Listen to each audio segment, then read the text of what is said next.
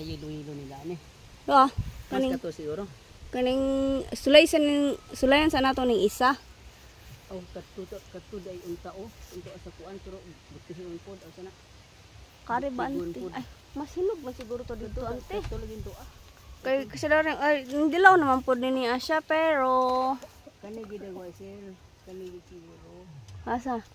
Dili pa tong isa ante. Ha? Wala hilaw pa na. Kani ba kani sa kabo.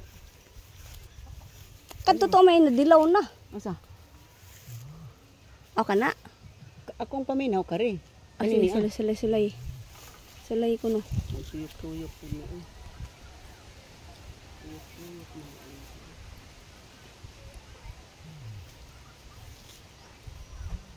Na malagpot yun dali.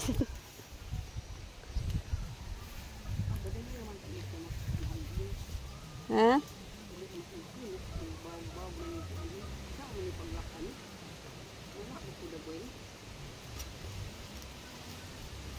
Kay kato may nang dilaw sa pananaw ante. Ano man di ay susahon ang hapit ng mga itigan hagbong.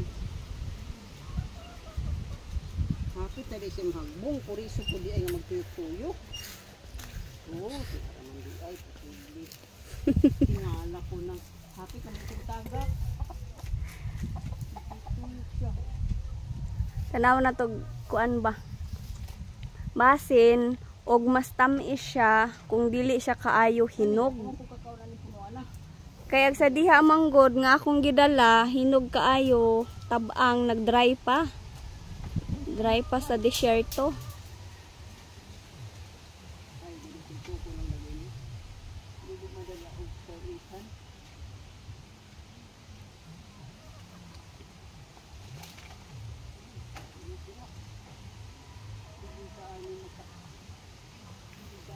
Kani amo ang mangustan wala pay bunga.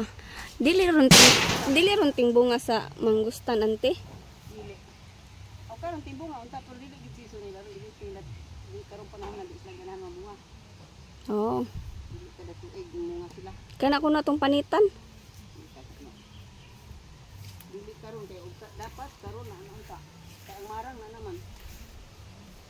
Nanay marang? Murag wala man namulak nga tumarang diri.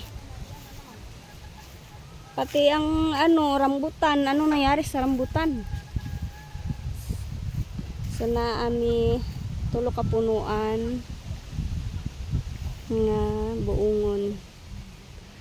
So na ako'y gitanom. Tinanong gud na ako ni siya kani. So wala pang bunga after 5 years pa yata to.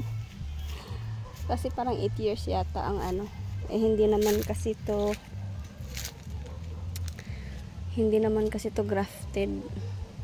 So talagang medyo matagal yata ang suha pag ganyang buto ang itinanim. Pero at least diba meron akong aantayin. Nakakatuwa lang. Bali 4 yan sila. Ito yung masarap na klase kasi ito yung sa kalimbahin. Itong namin tambis. Sa ibang klaseng tambis naman to. Nagbunga na to eh. Tapos na siyang magbunga pero meron pang ayan pa ilan-ilan sa taas. So ito, hindi ko alam kung anong klaseng suha ito kasi to eh. Matabang, hindi ko alam kung bakit. Dapat pala nilagyan ng asukal yung puno. Kasi yung sabi nila pag unang bunga daw, lalagyan ng asukal para matamis daw. Ewan ko kung anong totoo yun. So, ilibot ko kayo sa kalamansian. Ito yung mga kalamansi namin. So, nasa mga 1.5 ata na puno to. Kung hindi ako nagkakamali, nakalimutan ko na. So, ito. Uy, wala may ibon. Mayroon siyang ayan. Kaso lang, hindi ko makita yung laman. Itlog pa lang. So, hindi natin siya gagambalain. Ito yung senyorita. Senyorita na saging. Ano to eh. Super liit ng kanyang bunga. Kasi laki lang ng hinlalaki ko. Ganun lang siya magbunga. Tinatawag siyang senyorita. Senyorita si. Ito. Natumba na yung puno ng papaya. Ayan yung kalamansi. Marami tong puno na to. Nandun pa sa dulo yung iba. Hoy, bitawan mo yan. Ano yan?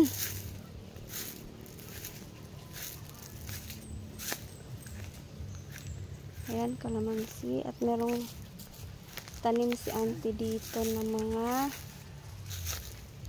mais. Hindi pa yata pwede itong kunin itong mais. Ayan, mga kalamansi namin hanggang sa dulo ito. Oh, hindi nakita ni auntie to. Kunin ko na nga. Ay, huwag na lang, palakihin ko muna. Ito pa. So, ayan yung mga talong niya. Yung mga tanim niya dyan. Maliliit pa. So, yung sinasabi ko sa inyo, ay tatlong suha. Meron pa pala ditong isa. Puno. So, tatlo doon, pang-apat ito. Tapos, 4 din yung wala pang bunga. Yun yung mga tanim ko na 3 years pa lang yata yun. Tapos, ito talaga nung nabili naming lupa, ay nandito na itong puno na to. So, ang nakakatuwa dito sa suha na to ay, alam mo yung bunga niya, super liit. Yan lang oh. Tcharan! Parang kasing laki lang ng kamao, ng kamao ni Pacman. Mas malaki pa nga yata. So, ito, yung puno na yan. O, diba mantakin nyo? Kalaki-laki ng puno, tas isa lang yung bunga. So, ayan pa yung mga kalamansi namin. Dito naman kasi sa kabila, yun yung mga pinya. So, yan yung aming, dun sa dulo, doon, banda puro, na yun. Puro na yung kalamansi. Tapos ito, ayan, saging na saba.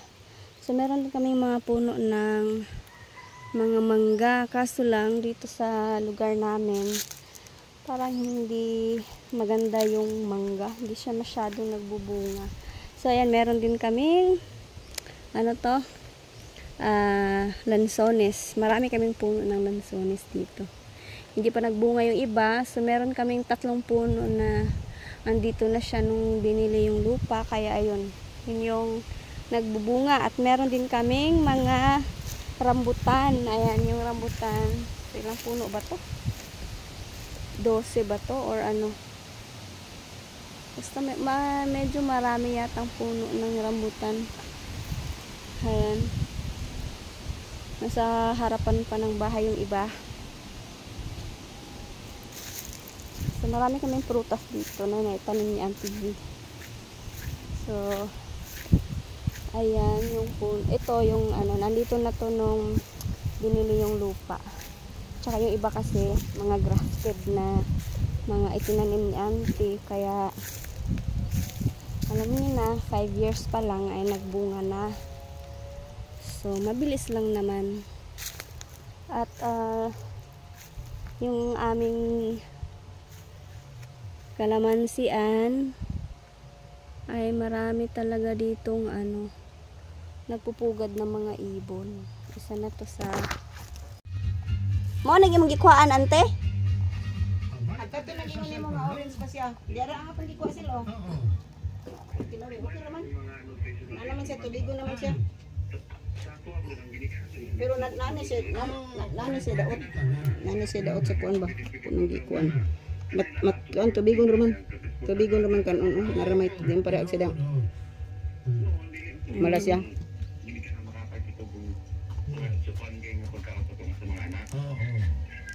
Di lagi kinahanglan day siya anti uguan.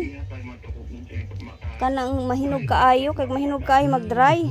Kanang mga program nga mga total station kina eksportara na sila alam Oo. Ato ang mga anak sila mga ginikanan. Ato ang support disiplinahon din na magdako ko ang bata. Medyo okay na siya. Disiplinahan din sa kinay. Kaya mga bata ron nga hiling ng prinsipyo ng matitigan na mga pagpapakastos